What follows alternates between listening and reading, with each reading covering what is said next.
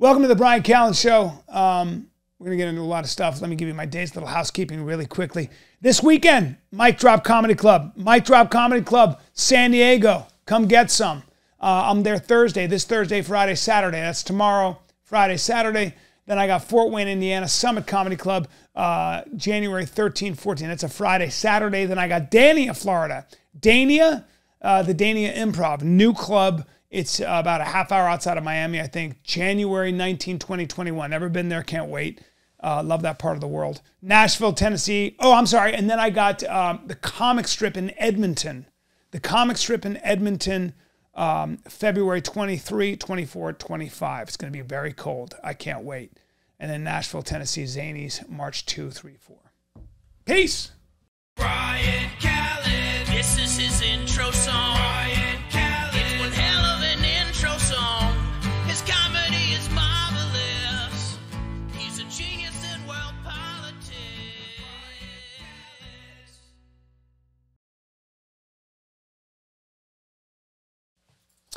Welcome to 2023, ladies and gentlemen. The singularity draws ever closer.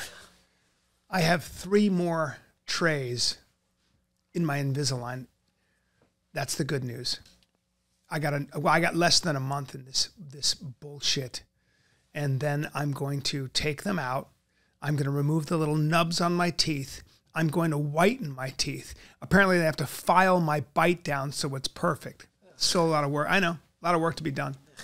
But that's kind of how life is. Thanks to AI, I would have had to use braces for 3.5 years. And instead, I only had to be in my Invisalign for 3.5 years. Now, a couple months. I want to start this podcast off before I get into my resolutions with a really cool note on perspective. You know, look, man, this is another podcast because the world needs another podcast because the world needs another dude like me regurgitating shit I've read and thought. I don't have a lot of original thoughts. So what am I here for? Well, I've lived 55 years. So what I can provide, I think, is perspective. Yeah. Not only perspective, but maybe I can highlight the kinds of ideas and the kinds of people you should probably be listening to that are the most helpful. Not just from a utilitarian perspective, not just from a perspective that, you know, they give you information you can actually use, but also information that you can use to get you through things when everything seems overwhelming, when there's a tidal wave of information. When there's a tidal wave of new technology that feels like it's rendering you as a human being totally obsolete. So I'm going to read you this. And I think it was great. It got me out of bed this morning. I was feeling overwhelmed this morning. And I rarely have those days, but I just didn't want to get out of bed. I was like, it's too much. All my efforts mean nothing anyway. I'm pissing in the wind. I'm punching an ocean. And I think we all feel that way. And those are the days that you need something to get you out of bed. You know, again, I'm sorry to say this, but Albert Camus, the great existentialist, said that the one question, the biggest question facing a human being, the only question is, should I or should I not kill myself? You know what I mean? So what's the whole point? Well, what did he say? It's not so dour. Well, no, because he said the answer is you shouldn't. Yeah. Thank God. Happy the answer New is Year. you shouldn't. Yeah. And you know, because there's much to discover. Because the dark clouds, if you sit around long enough and sift through it long enough, there is light at the end of that tunnel to be gleaned. Or above you. You'll find that ray of sunshine. That's where my optimism comes from. Speaking of sunshine, you shouldn't be looking at your phone first thing in the morning. You should be taking in all that D that's outside. Take in all that D. But then again, sometimes you don't live where there's D in the sky, Dylan. You ever think about that? How do you think an Inuit who's listening to this right now in the Arctic feels when you say, hey, look it up and it's wintertime and there is no vitamin D out there? That's why the Inuit have to eat nothing but fish and blubber and anything else they can get from the sea because it's high in vitamin D. But- so thanks a lot for your useless information. Yeah, if you're in Southern California and you have the luxury of getting D from the sky. Now, can I read this? Well, I just want to say real quick, they have more brown fat than us, which makes them happier. And you're being super fucking aggressive to me. I don't believe in brown fat. I want skin on my, I want the kind of, you ever touch a drum? You ever touch a drum? Yeah. That's how tight I want the skin around my entire body. Drum tight. I want it drum tight, okay? I want zero fat. I want a doctor to look at me and go, that's getting unhealthy. I want it, when it's 75 degrees out and my shirt's off, I want to be freezing, all right? I want to be freezing.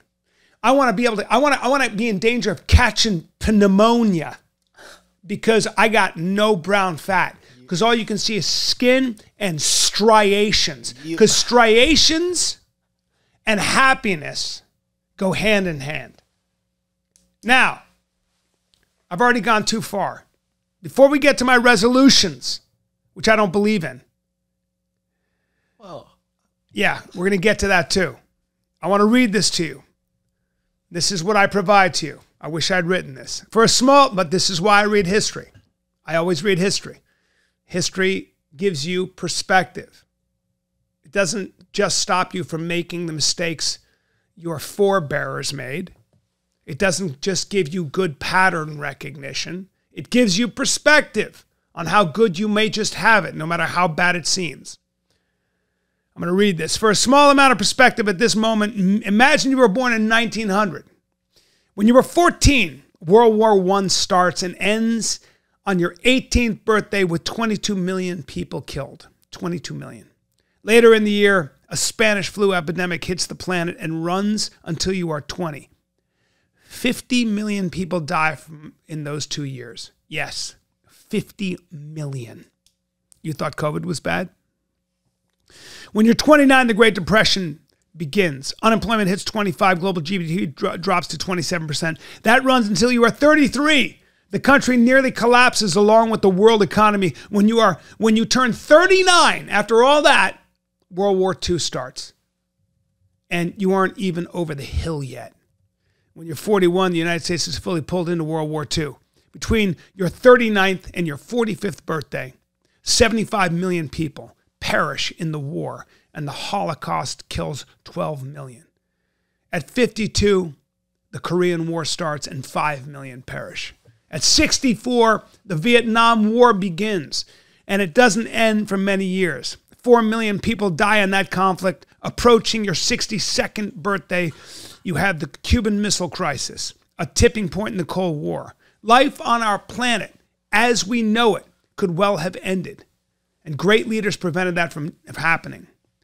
Now, as you turn 75, the Vietnam War finally ends. Think of everyone on the planet whom born in 1900. How do you survive all of that? A kid in 1985 didn't think their 85-year-old grandparent understood how hard school was. Yet those grandparents and now great-grandparents survived through everything listed above. There's never been a storm that has lasted. This too shall pass. I think that's really fantastic advice because in 1985, I was 18 and I had grandparents who had lived through all that. So it touches a chord with me. So just keep that in perspective, man. Keep that in perspective. Now, then again, Chat GPT just came along. Right. That might put everybody out of work. If you got a college paper, I mean, you know, if you're an expert in a particular type of history, Chat GPT can write a better paper in 2 years than you will ever be able to write. It can probably write a better book in 3 years than you could ever write, even though you're an expert on Camus or Rousseau or 19th century Russian history or whatever subject you can dream up. That's what AI is going to be able to do. If you're a lawyer, it may be that you can go to ChatGPT and find out the best way to litigate your own problem in a court using all the case study available. That's what this thing is able to do. So everybody's shitting a brick. Everybody. You know, even comics. Is this thing going to be able to write better jokes than me? You still need somebody to perform it. So maybe my job is safe for a while. But it's kind of crazy. What is that now? Oh, I just typed into ChatGPT. ChatGPT. Why does Bryan Callen want to be so unhealthily skinny? I'm sorry, but I'm not able to provide information. Here, check it out. God damn it, my neck. It's so... I'm sorry, Brian. Why are you interrupting me with this bullshit? I'm talking right now. Let me go through. His neck is so fucked up that he can't even turn around. I'm so done with this fucking guy. Dylan can't even move his neck. And he's holding his neck right now with his head against the wall. You're a fucking interruption today, dude. I'm sorry. Just go ahead. Be quiet. Sorry. All right. Here are my New Year's resolutions. Okay, I've decided that regardless of what happens, I'm no longer going to be afraid. That's impossible, but let me explain something to you. I guess deciding not to be afraid and really not being afraid is probably the best way you can manifest faith. Your faith in not only something bigger than yourself, but something better than yourself. Because that's probably why people find religion and stick to religion in many ways. It's because the world is so fucking terrifying and so incredibly unpredictable that the only thing you can do is look up and say, I know it's going to work out. And if you look at the lessons in the Old Testament, for example, in the Bible, I was thinking about this. Do you know why Moses didn't get to see the promised land? It's because God decided that his most faithful servant, the guy who led the Jews out of captivity, he decided after all that, after wandering the desert for 40 years, where basically they were being bitten by snakes and stung by thorns and dying of thirst and starving. And Moses kept saying to the Israelites, stop worshiping golden calves. Keep listening to God. You don't need me, you need the commandments. Here they are. God decided that Moses ultimately just wasn't faithful enough because the Israelites were dying of thirst, and God said to Moses, just tap the rock, tap this rock with your rod once. Just tap it once, and water will spring forth. And Moses was in front of all the Israelites, and he's like, I'm going to create water from this rock. And they were all like, bullshit. And he goes, no, I am. And he tapped it. But instead of tapping it once, he tapped it twice. Ah! Whoa. Because he just didn't quite trust that God would do it if he tapped it once. Yeah. So he pushed it just a little bit. He pushed it just a little bit. He pushed it twice. He tapped it twice. He goes, tap. Yeah, I know he told me to do it once. I'm going to hit it twice just in case he didn't hear me. That. And God went, really? Really? After all this, after appearing to you as a burning bush, after turning your rod into a snake, after leading the Israelites to victory after victory against the people of Baal, Canaan, etc., Moab, after giving you all this, you still don't trust me? After writing down the commandments on stone tablets, you still don't believe me? Well, you know what, Moses? You ain't gonna see the promised land. Yeah. In fact, I think you're gonna die up on Mount Sinai. I think that's where he died. And you get to look at it over the Jordan Valley. Whoa. Yeah, that's all you get. You get a bird's eye view. You get a panoramic view. You're not gonna get there though. You can just see it from a long way off and then die. Okay? Because he didn't have faith. And I don't want to see the promised land from a distance. I want to reach the promised land.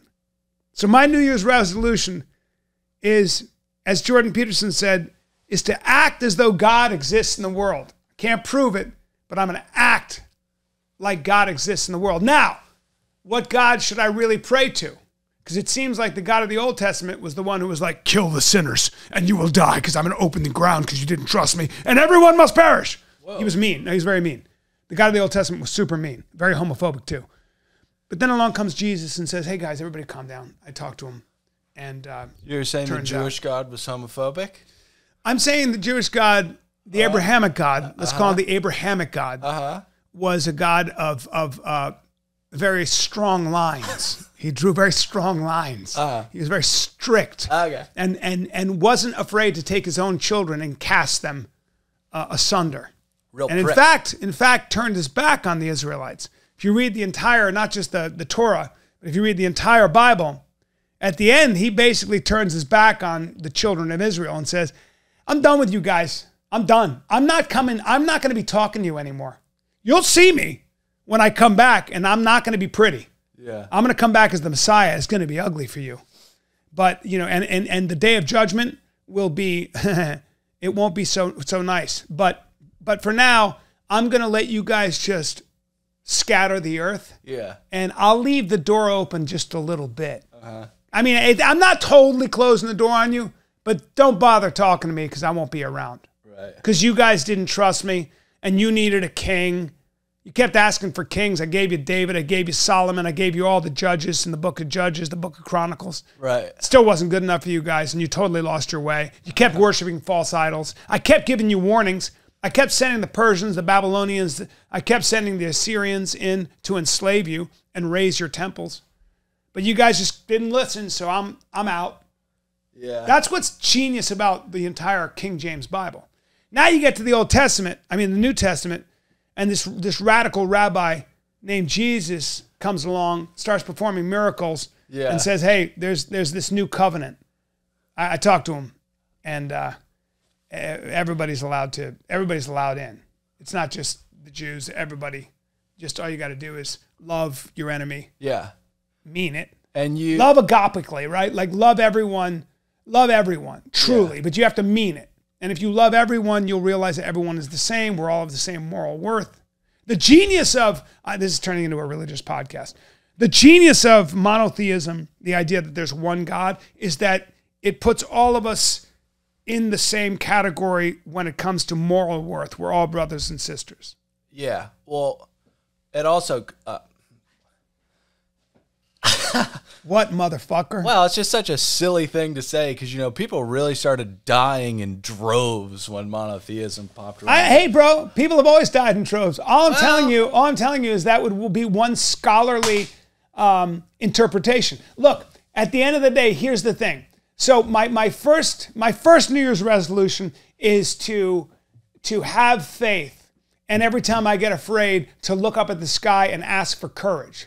Okay? That's the first thing. Yeah, I found God. If you want to call that God, manifesting, behaving in such a way that there's nothing to be afraid of is, in my opinion, the best way to express my faith, my belief in God. Okay? But yeah, now, I don't have any proof, but I find it comforting, and I find it to be a serious challenge. Again, I like the way Peterson puts it, which is behave as though God exists. Great. Now, I got another. You want my next? Well, which God do you choose to worship? I don't know. I don't know what God I choose to worship. Well, ChatGPT is not going to help you very much now, is it? No, but I would say that I think that we all know how to behave. I think here's the other thing. I don't think if you really check your heart, it's confusing. I think when you engage in self-restriction, when you don't eat too much, when you don't lie at all, when you're honestly truthful, and you treat yourself the way you would treat your dearest loved one, somehow you know that that's the way to go. When you give more than you take, when you listen more than you talk, which I never do. I think, and when you do what's difficult, not expedient, when you do what requires work and using all of your talents along the lines of excellence, I think that's when you get closer to what you could call God. Something about your body and your spirit feels aligned and whole. There is that you know when you're sort of misaligned. You know when you're out of line. You know that as a human being. When you're drinking too much, you're drugging too much, you're fucking too much, you're eating too much. When you're lying about the job you're in, the relationship you're in, there's a misalignment. And something really magical happens when you have the faith. I don't like courage. When you have the faith to bring it all into alignment. Man, that's when things start to sing. That's when things start to really feel like they make sense, and where fear hasn't much space in that workshop. You know, when you don't indulge in what could go wrong or what is wrong, and when you take all of your mental energy and physical energy and you put it into creating something, doing something different, doing something that you're supposed to do. That's what's hard. And if you have people that you're angry at, you know, if you have people you want revenge against, if you have people that you feel are holding you back, and you're planning to do something about that, if doing something about that means you're going to try to get back at them, hurt them, you're wasting your fucking time. It's a total waste of time. It makes no sense. That's energy you can't get back, and that's time you can't get back. All that energy, all that time should go into forgiving those people. Forgive them. And get to work, man. Get to work. So, yeah. That's heavy shit. Now, let's get to the most important resolutions. You know, you talk a lot of jive on this show, but that was really beautiful. Thank you, buddy. I'm a very, very deep guy. Now, let's get into the other resolutions that I think are even more important. One of the reasons I'm pissed at myself is I don't know how to do a standing backflip. I'm also pissed off at the fact that I am not the grappler I should be. Yeah. I don't like that I don't know.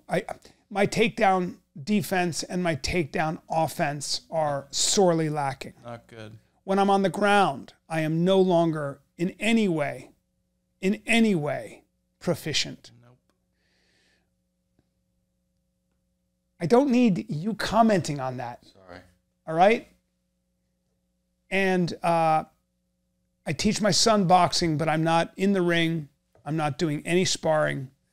So I have to let go of my combat dreams. It's not going to happen. I'm not a tough guy. I never will be a tough guy. I am not built for that. I'll keep you busy. I will come at you. I will meet you halfway because I have faith. And fear has no place in my workshop. Not in my creative workshop, not in my combat workshop. You got me? You fucking got me? So I'll meet you halfway if you come at me incorrect. Come at me correct. Okay, now, I do think that I have to get off of Instagram because when I see a man galloping a horse down a ribbon of white sand holding the American flag, I say to myself, I need to start riding horses. Yeah. That's a waste of energy. No, I don't. Okay? When I see guys sparring or doing crazy acrobatics on a mat, I say to myself, I need to get better at gymnastics, boxing, and Muay Thai. No, I don't. No, I don't. If you want to be ready for a street fight, carry a blade, a gun, or some pepper spray. Yeah. You need tools as you get older, okay? No matter who you are.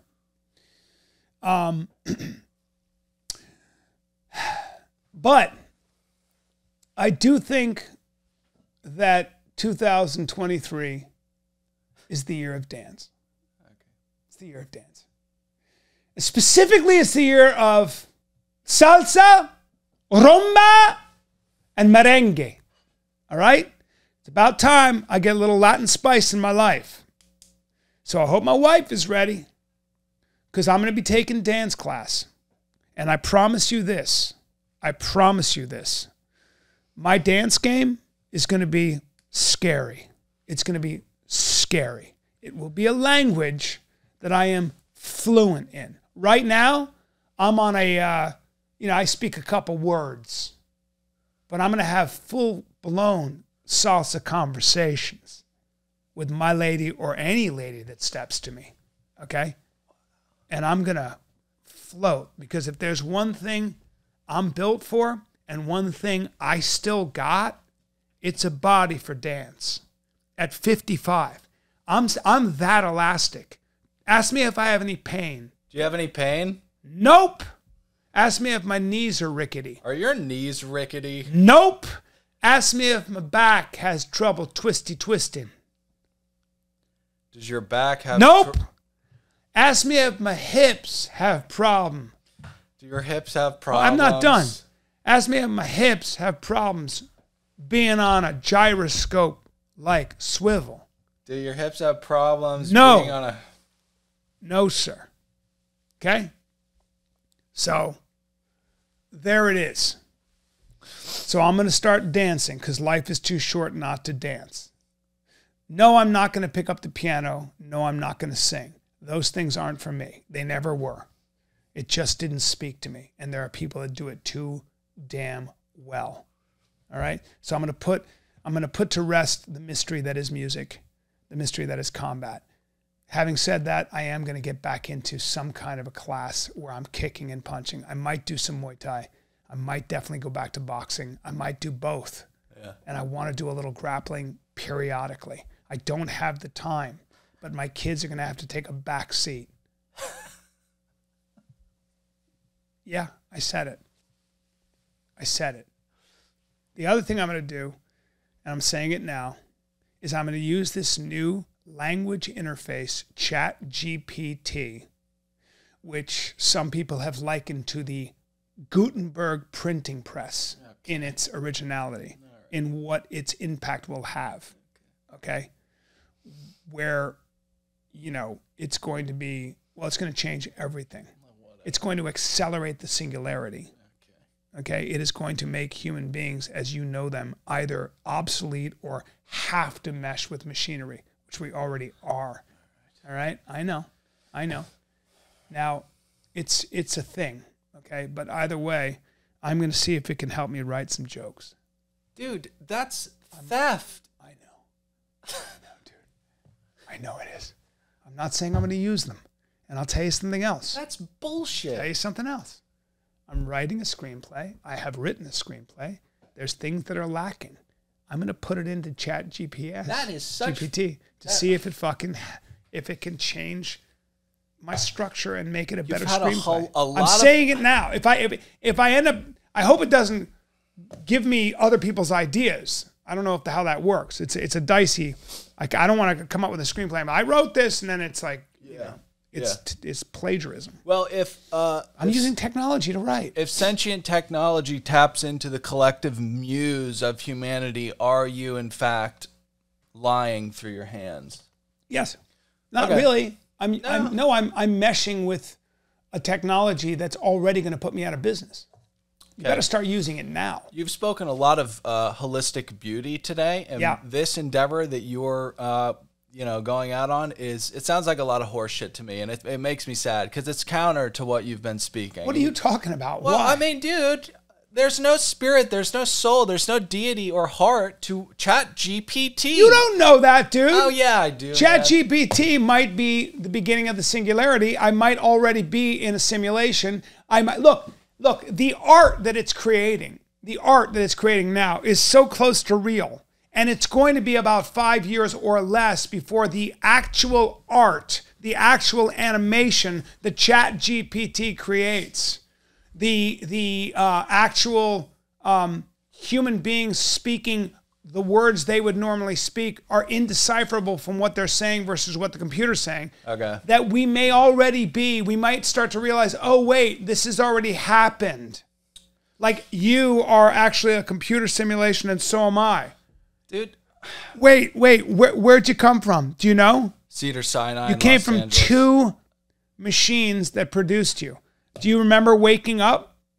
I have a baby. I'm watching that child wake up. It's waking up as it takes in more data, as the computer grows. Yeah, bro, sorry. He's going from iPhone 1 to iPhone 14. This is all nonsense. Do you remember? It's not. No, it is, though. And I don't want to get too into it, but like, do you remember secreting? Yeah. Do you remember seeing the head come out of the cavity? No. Oh, what do you mean? Yeah, I remember. Yeah, I remember all that. Why? Well, it's just not 2 a machine. machines. It's a head expanding Two a machines. vagina. 2 machines who created another machine. You could look at it that way. You could. But I'm not would saying be that dumb. that doesn't preclude the existence of a higher intelligence, of God, as it were. It doesn't. In fact, it might prove that there is, without a doubt, a higher intelligence. Without a doubt, there's a higher intelligence. Without a doubt, there's something that is creating and running all of this. That's what I'm saying. So, I don't know what happens when we mesh with ChatGPT. Yeah, that's the thing. And its offspring. Yeah, well, you're saying that it is ChatGPT and it is not. I never said that. You're kind of. I said ChatGPT might be a step in the ladder that is getting us closer to whatever the heck is up there that we are going to become one with. I just asked ChatGPT to tell me a joke. Yeah. You want to hear the joke? Yes. Huh? Yes. Why was the math book sad? I don't know. Because it had too many problems. That is the kind of comedy that it is spitting out. So I'd stick to your brain. Can you write that down? I'm going to use that in my next act. I've always wanted to have a math joke. So, how did you like 2022 as a year? I think there were silver linings. Yeah.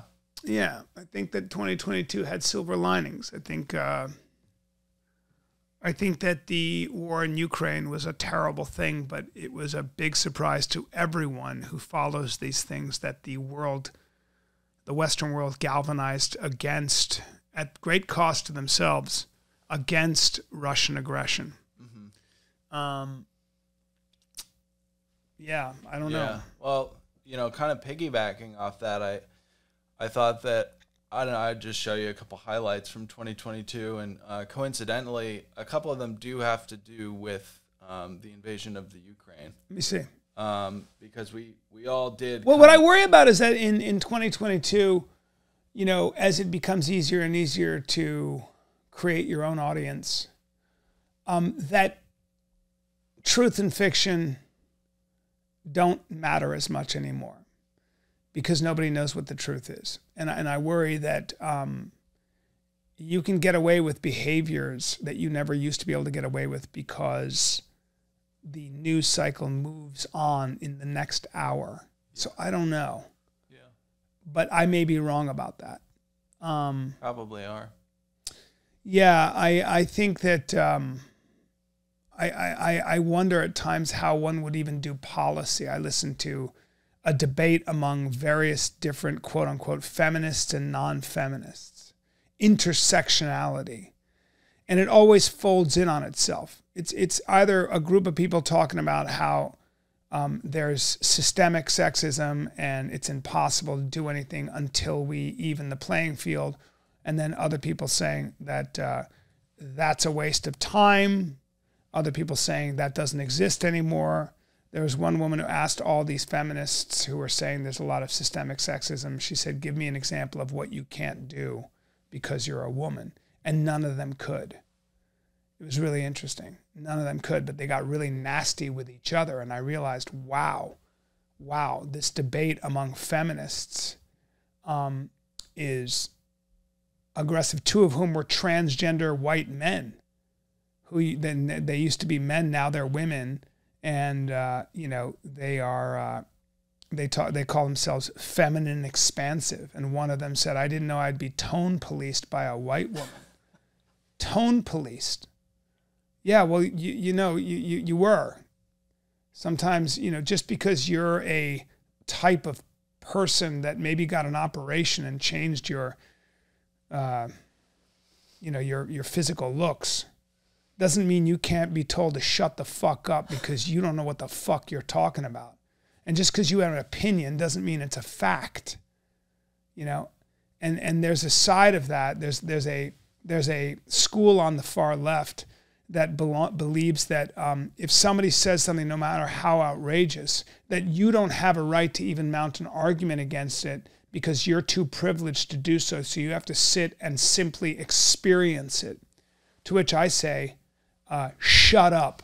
Well, it's funny that you bring that up because I wanted to show you some of my highlights from 2022. Please do. One of them was when we explored USA Today's opinion list of the top woman of the year. Yeah. And that's when I was introduced to national honoree Heather Cox Richardson's blog, Letters from an American.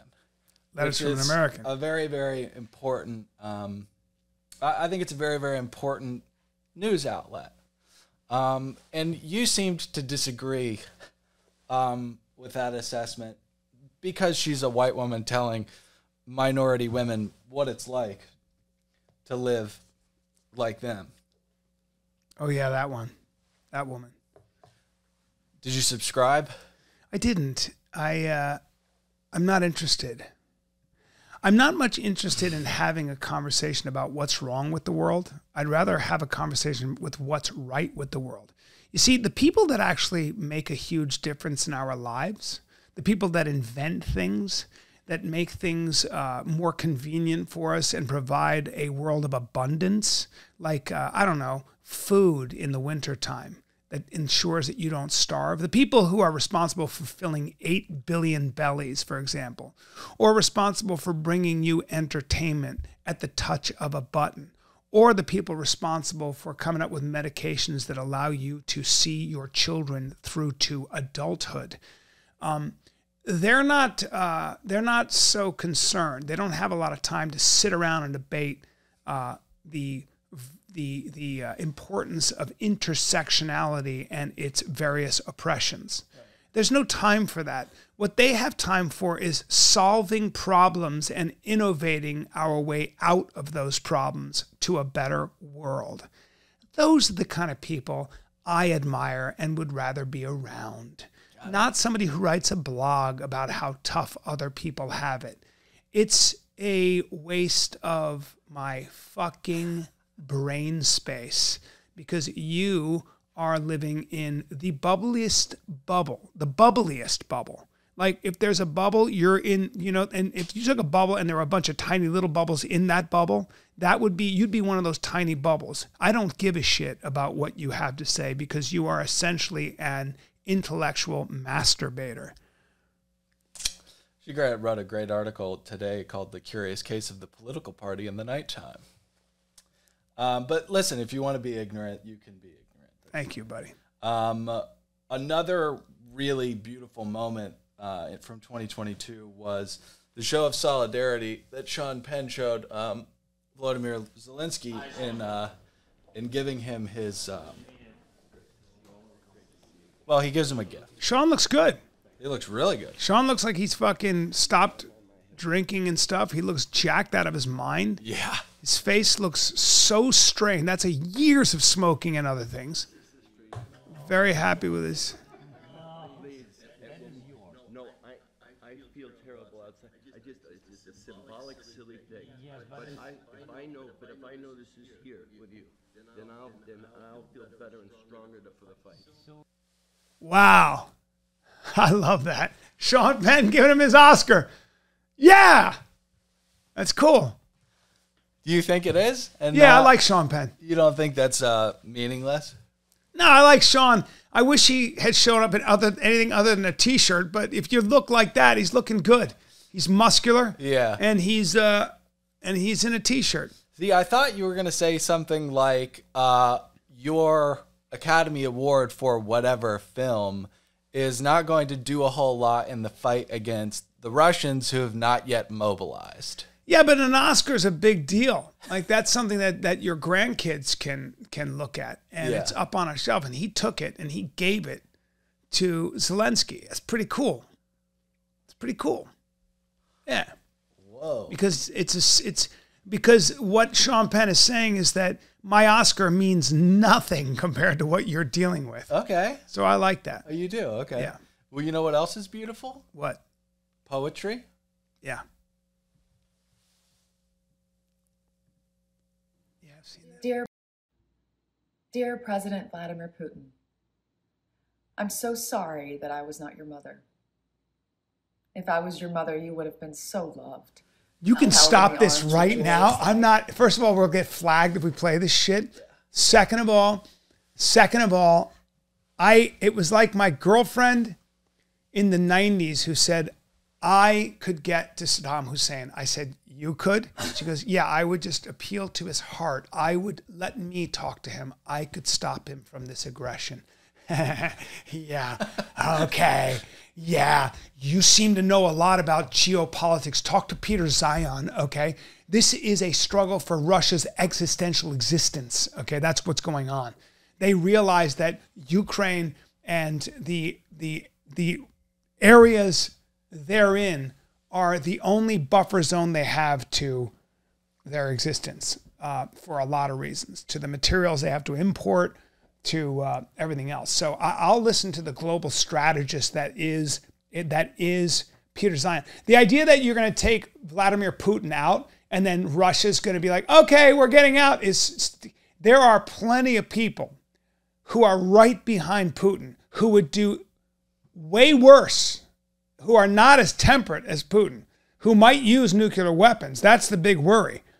So, you know, I love when people think it's actually an emotional thing that they're doing. These are geopoliticians.